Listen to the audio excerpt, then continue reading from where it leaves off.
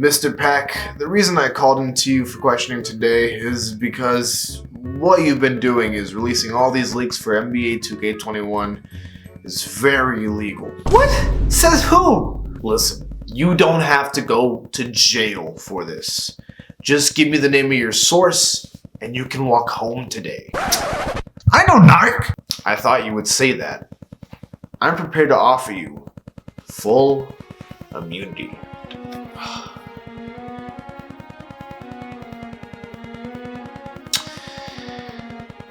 Mike Wang. That's all we needed to hear. Ladies and gentlemen, we got him.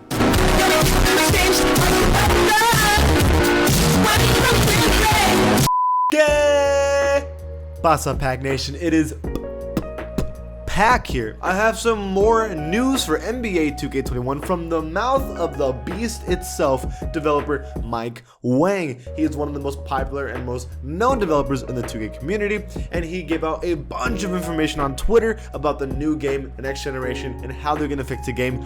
Oh, and I'm so excited to talk about it because it's a lot of good stuff. But before this video starts though, there is some gods to kill. Up next, it is STG with 262,000 subscribers, and I'm 3,000 subscribers away from passing him. So be an OG, join the Wolf Pack, and subscribe. Let's get past him. Also, do you want to win NBA 2K21 for free? Because I would want to win it for free too.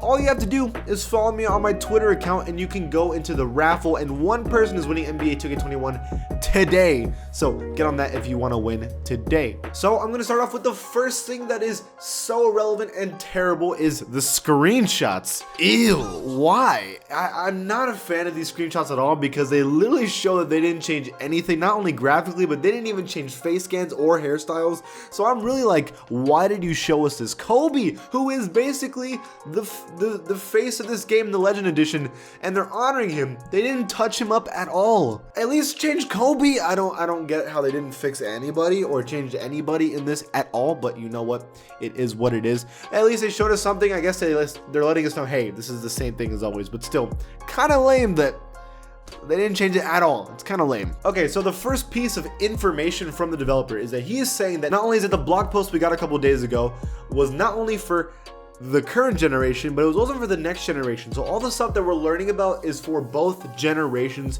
which is kind of a weird thing to say because that makes me feel like you're just gonna make the same game but make the graphics look a little better, which is scary.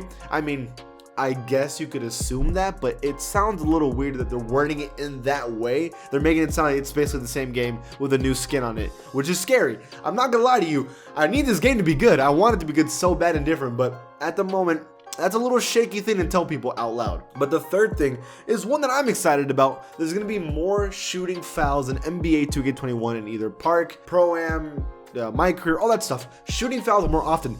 Let's be real. How many times have you gotten an actual shooting foul? Not a driving layup foul, which will also be updated, by the way. But a jump shot foul, listen, those happen a pretty good amount in the NBA, especially when you got players like James Harden and Damian Lillard basically asking for fouls when they're shooting.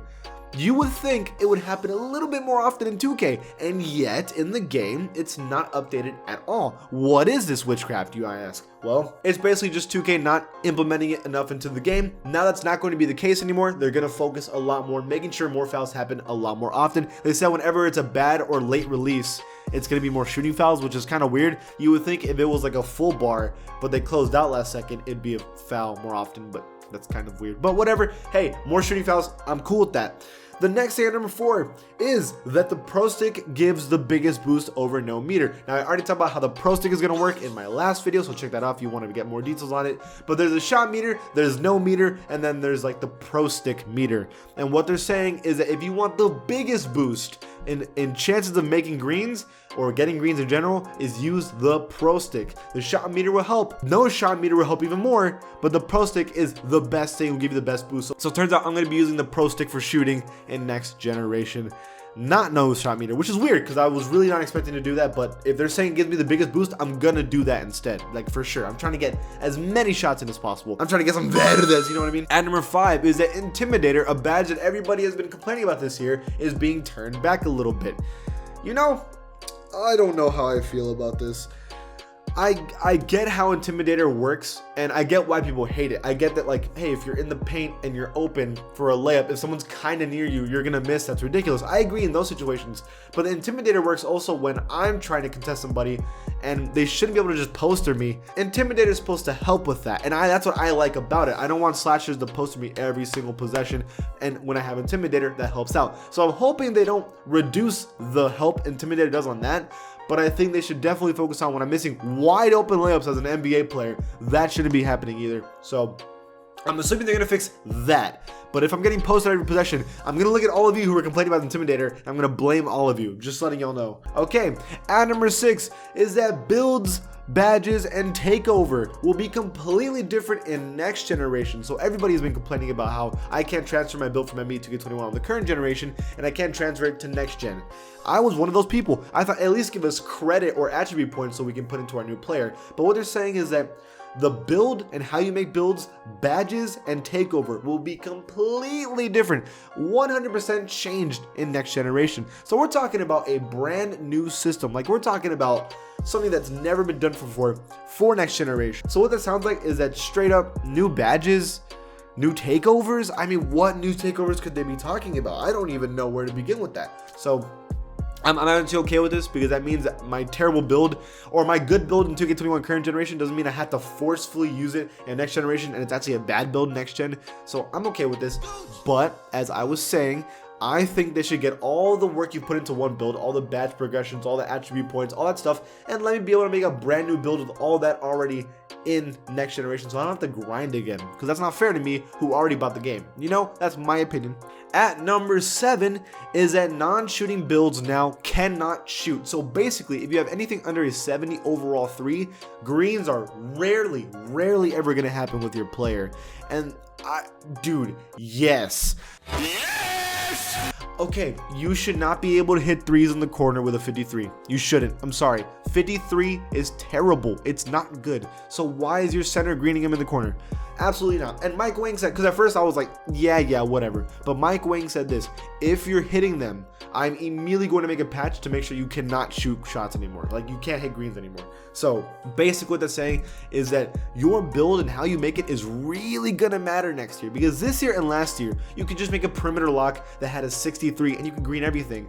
Now what they're saying is that that's not going to be the case anymore. Like, you have to make sure if you want to hit threes, your build has to have shooting in it, and I am excited about that because I want it to matter. I don't want everybody to just green in my face all the time. That's not fair to me. And number 8 is that open layups apparently will always go in no matter what. That timing has nothing to do with it anymore. If you're open for a layup, you're making it. That's what they're saying. I'm gonna take their word for it. I personally don't believe them, but they're saying that open layups go in no matter what now, and I'm just gonna take their word for it.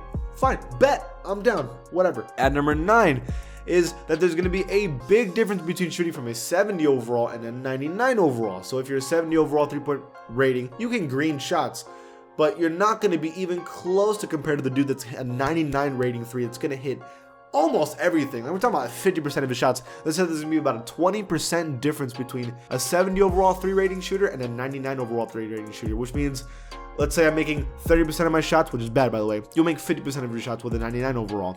So right now, I think I make about 50% of my threes.